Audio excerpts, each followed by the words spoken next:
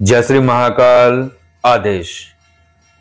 तो जैसे कि आपने पिछला वीडियो सुना होगा पुरस्चरण के विषय में, तो ऐसे ही ये है कि साधना में सफलता और माला की भूमिका क्या होती है। तो आपने सुना होगा कई प्रचंड साधनाओं के बाद सामग्री के साथ माला का विसर्जन भी होता है। ये विधान में सम्मिलित होता है। ये क्यों होता है?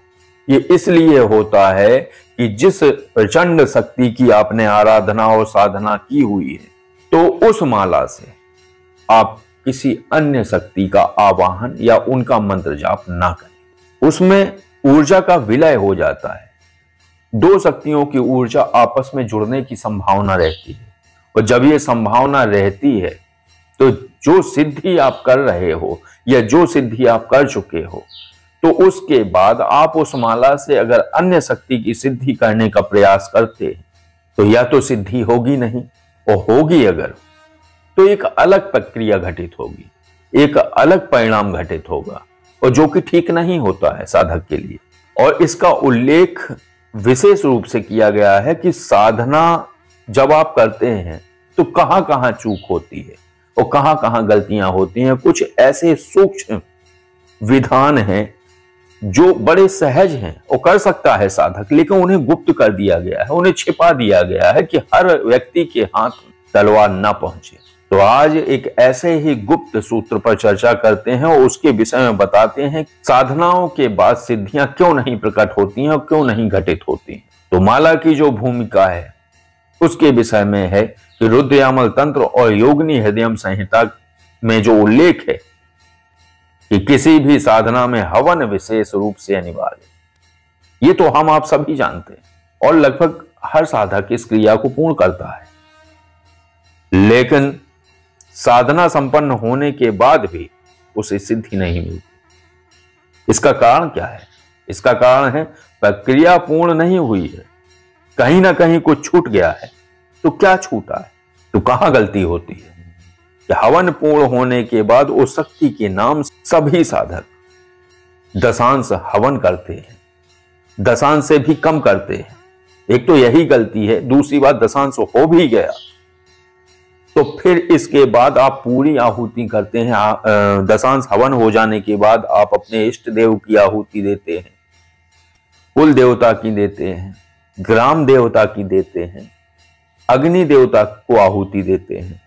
इसके बाद आप समझते हैं कि हवन संपन्न हो गया। नहीं, इसके बाद आपको 108 आहुति उस देवता की देनी है जिसका आप मंत्र जाप कर रहे हैं। और आहुति देने के बाद जो होम होत अर्थात जो पात्र में जो सामग्री बची रह जाती है, वो सामग्री आपको माला के ऊपर डालनी है। उस माला से वो सामग्री गिरकर अग्नि में जाती है, यानी माला से जो अंश माला में रह गए थे, उस ऊर्जा के जो आपने मंत्र जाप किया था, वो होमाहुत उसको लेकर अग्नि में ले जाता है। यानी संपूर्ण चीजें आपकी देवताओं के निमित्त समर्पित हो जाती है। तब ये प्रक्रिया पूर्ण मानी जाती है और तभी साधना की क्रियाएं पूर्ण हो जाती हैं और मानी जाती हैं। लेकिन इसके लिए मूल क्या होता है? इसके लिए होता है साधक को चाहिए कि हर शक्ति की साधना के लिए एक अलग माला हो। अगर आप उसी माला से ये क्रिया कर डालेंगे तो आपने जितना भी जाप किया है अभी तक, उस माला से वो संपूर्ण जाप उस होमाहुत के साथ उस शक्ति के लिए चला जाएगा जिसकी आपने साधना अंत में संपन्न की है। इसके बाद आपकी संपूर्ण ऊर्जा नष्ट हो जाएगी या विलुप्त हो जाएगी या गायब हो जाएगी। नष्ट तो नहीं होगी, लेकिन उस शक्ति के निमित्त चली जाएगी और फिर आपके पास जो था वो सब चला गया। लेकिन फिर आपको जो मिला वो एक अलग तरीके का मिश्रित मिलेगा। ना ही आपके पास उसके प्रयोग के सूत्र हैं कि आप कैसे उसका प्रयोग करोगे। मान लो आपने नवाण मंत्र सिद्ध किया है, मान लो आपने फिर एक और साधना की, ओम नमः शिवाय 36 लाख किया है, फिर आप काल भैरव बाबा की साधना कर रहे हैं और काल भैरव बाबा की साधना कर रहे हैं और साधना आपने उसी ढंग से की जैसा कि अभी बताया गया है कि होमाहुत आपने माला के ऊपर डाला और वो खिसक के जाके अग्नि में गया। तो आपके 36 लाख जो आपने जाप किया है ओम नमः शिवाय का, वो समस्त जाप बाबा काल भैरव के पास चला जाएगा। एक तरीके से ये गलत लगता है कि चला गया तो चला गया, लेकिन इतने आपके अंदर वो होना चाहिए शक्ति के प्रति समर्पण कि आपको ही कष्ट ना हो। आप खुद सोचिए कि आप दे सकते हैं 36 लाख जाप किसी विशेष शक्ति को।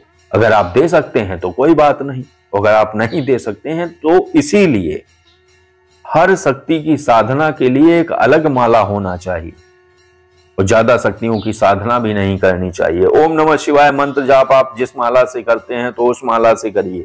नवाण मंत्र जाप आप जिस माला से करते हैं उस माला से करिए। और आप किसी सिद्धि या साधना का जाप अगर आप कर रहे हैं तो उसके लिए अलग माला होनी चाहिए। इससे आपकी सिद्धि और साधनाओं में संतुलन बना रहेगा और आप सिद्धि प्राप्त कर पाएंगे, क्योंकि जैसे ही आप वो माला पकड़ेंगे उसकी ऊर्जा प्रचंड रूप से आपके ऊरा में प्रवेश कर जाएगी। जैसे ही आप दूसरी माला पकड़ेंगे जाप करने के लिए तो उसकी ऊर्जा आपके ऊरा में प्रविष्ट हो जाएगी। तो बस ये संतुलन होता है, यही संतुलन गड़बड़ाया हुआ है। तो साधनाओं में अगर सफलता चाहिए तो उसमें माला की अपनी विशेष भूमिका होती है, तो उसको ध्यान रखना होता है। जब भी साधना संपन्न हो, आपने सुना भी होगा कि कई प्रचंड शक्तियों की जो साधनाएं जो गुरु सानिध्य में होती थी तो वो सामग्री तो विसर्जित कराते ही कराते थे, लेकिन माला भी विसर्जित करा देते थे, क्योंकि तुम्हें मंत्र याद रहेगा, तुम्हें मंत्र के सूत्र और तुम्हें पूरा विधान याद रहेगा। लेकिन अगर उस शक्ति का मंत्र जाप नहीं करना है, भाई सिद्धि हो गई, बात खत्म हो गया। 11 आहुति आपको होली, दिवाली और दशहरा पे करनी है तो मंत्र तो आपको याद है, 11 आहुति आपको करनी है, कर दो। लेकिन उस माला पे आप दोबारा जाप नहीं करेंगे, क्योंकि माला अगर आपके पास होगी तो आप किसी अन्य शक्ति का भी उस पर जाप कर डालेंगे। और जाप करेंगे तो जो ऊर्जा की जो सिद्धि आपको प्राप्त हुई है वो विखंडित हो सकती है, विलुप्त हो सकती है, विसर्जित हो सकती है, या शायद ऐसा हो कि उस शक्ति से आपका जो कनेक्टिविटी है, जो जुड़ाव है, उसके बीच में अवरोध पैदा हो जाएगा। क्योंकि जिस शक्ति का आपने जाप कर डाला तो वो शक्ति की ऊर्जा उसके मध्य में आ जाएगी जो आप सिद्धि करे बैठे हो। तो इसलिए तारतम्य ना बिगड़े और विलय ना हो। हर शक्ति की अपनी अलग ऊर्जा है और हर शक्ति की अपनी अलग कृपा है, तो उस कृपा को संजोए रखिए और साधना करने में जो विशेष सूत्र हैं उनका अनुसरण करिए। और हवन के बाद जो होमाहुत बचता है, जो सामग्री बचती है, वो माला पे से डाली जाती है और वो जाके अग्नि में गिरती है।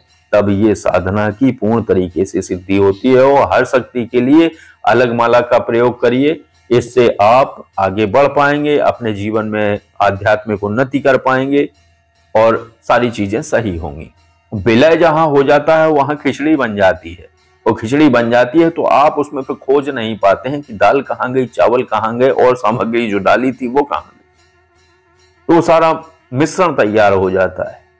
तो इसलिए आगामी साधनाओं में जो भी आप साधना करें उसके लिए अलग से माला रखें, और हर साधना के लिए अलग से माला हो, हर शक्ति की आराधना और जाप के लिए अलग से माला हो। ये सीधा सीधा सा सरल सूत्र है, इसको आप अनुसरण करिए, अपने जीवन में सफल होइए। तो बस ये जो चर्चा थी, ये जो जानकारी थी, आपको कैसी लगी?